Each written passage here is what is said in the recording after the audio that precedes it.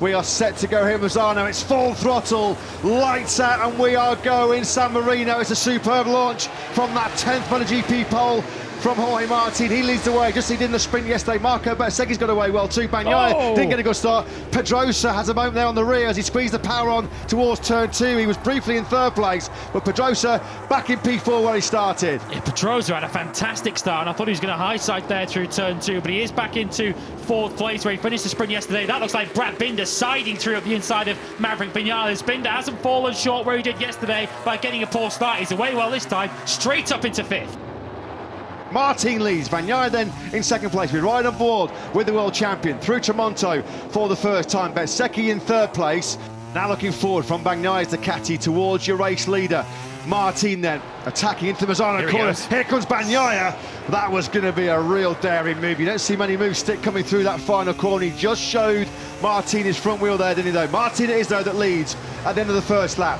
Bagnaia 2nd, Bezzecchi 3rd, Pedrosa 4th, Binder's had a good first lap, up to 5th.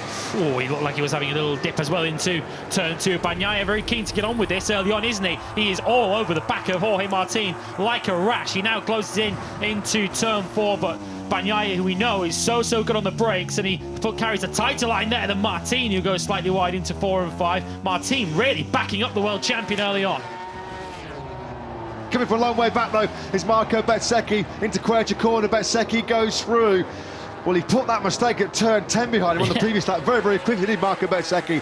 He then hits 2nd place. Beautiful move that from Bezzecchi, although he's gone in hot again for the 2nd lap in a row into Tramonto. So all that hard work that he did in what was a brilliant move on the brakes into Quercia, he's now going to make that move all over again. Fastest rider on circuit though is the rider in 4th. Brad Binder sets his personal best, a 1:32.050. The battling between Bagnaia and Bezzecchi will also not only play into the hands of Martin, but also of course into the hands of Binder, who will just close in on that leading trio. There he is on the 33 now, coming through your picture. Fastest rider on circuit, just a 2nd off the lead now. Brad Binder has crashed out of 4th place. Jack Miller's got a track limits warning, so we'll try and find out then what happened to the South African Brad Binder. We just saw, didn't we, on the previous lap, Martin, Bagnaia and Bezzecchi picked up their speed, got into the 131s. It was just too hot for Binder to handle. Turn 14. There it is, into turn 14. Brad Binder crashing out of the race. So any hopes of a KTM podium now once again rest on the shoulders of Dani Pedrosa, who is matching the race leaders for pace, but he's 2 seconds off the back of the leading trio. Yellow flags. Yeah, KTM's afternoon's just got worse, Matt, because it was Jack Miller and Michele Pirro who were plummeting down the order. They were running together in 14th, 15th and 16th, and there you could see both bikes there on the outside of turn 4. That was where Jack Miller crashed out here last year, and he's gone down with Michele Pirro, so both of the factory KTM's down on consecutive laps. A bit of a disastrous day for KTM, to say the least. Upholding their one now is the wild card. The old warhorse himself, Dani Pedrosa, in 4th place.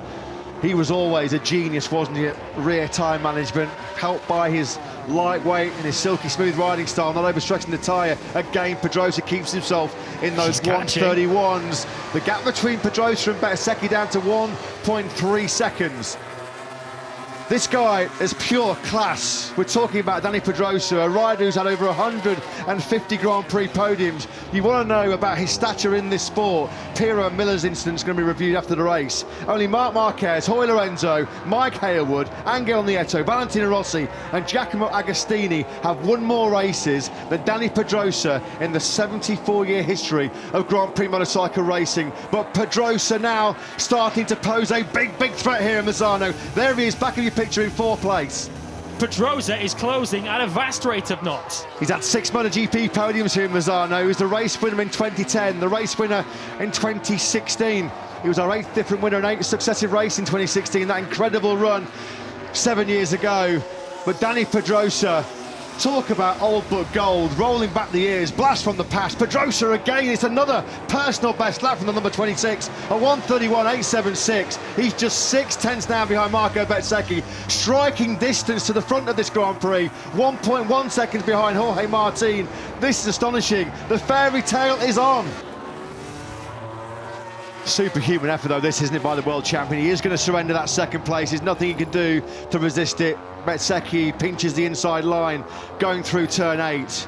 to keep himself in second place for as long as he did, to keep himself on Jorge Martin's exhaust pipes for as long as he did, was a Herculean effort, wasn't it, by Bagnaia?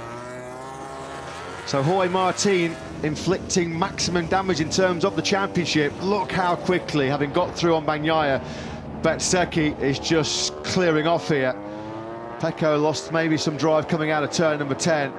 And of course, it's not a given as well that his heroic efforts will be rewarded with a podium here, because he's got Dani Pedrosa to contend with. There's still 8 laps to go here in Misano. We'll check the gap between Bagnaia and Pedrosa over the line as we start this lap 19. Martin has long gone. He's only 2.5 seconds clear at the front. There is Bezzecchi in second. The gap between Bagnaia and Pedrosa was just over 7 tenths. Dani Pedrosa is now right behind him. Here is the battle for the final podium position. I guess for Bagnaia he can run the pace, but it must be so difficult, particularly in these right-handed corners, to avoid making those odd mistakes which will just light up the eyes of Dani Pedrosa behind him. 5 laps remain in this San Marino Grand Prix. That mistake from Bagnaia was probably handed second place to Marco Bezzecchi, particularly given that Bez just set his personal best lap last time round, a 1:31.8, to move a 2.5 clear of the world champion. It's one of those days where you really wish that there were more than 3 places on a podium, because Pecco Bagnaia and Dani Pedrosa both thoroughly deserve to find themselves in Parc Ferme at the end of this 27-lap Grand Prix in Misano. That is the closest that Dani Pedrosa has been.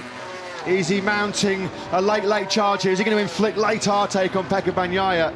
Bagnaia, we know, is probably the best defensive rider in MotoGP. He's so hard to overtake. He's so good on the brakes, but it looks like he's just running out of rear grip himself here. This is the gap then. Bagnaia is being told that there's nothing between him now and Dani Pedrosa. Look at the corner speed that Pedrosa has, the edge grip that Pedrosa has on that carbon fibre chassis KTM. Bagnaia, there could be some crushing late heartache coming here. He's worked so hard for this home podium, but the pressure coming from Pedrosa. 4.2 kilometres then stand between Pecco Bagnaia and a superhuman effort to take a home podium here, and Dani Pedrosa completing a fairy tale for the factory KTM team. They come through turn 3 then. Pedrosa still not close enough. This is one of the overtaking hotspots gone into turn 4, into Rio.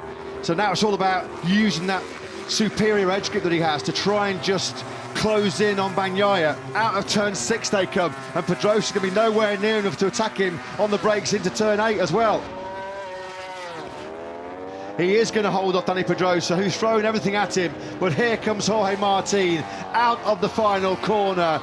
Martin is the Misano maestro in MotoGP. He completes the dream double victory. He won the sprint yesterday from start to finish. He wins the Grand Prix today from start to finish.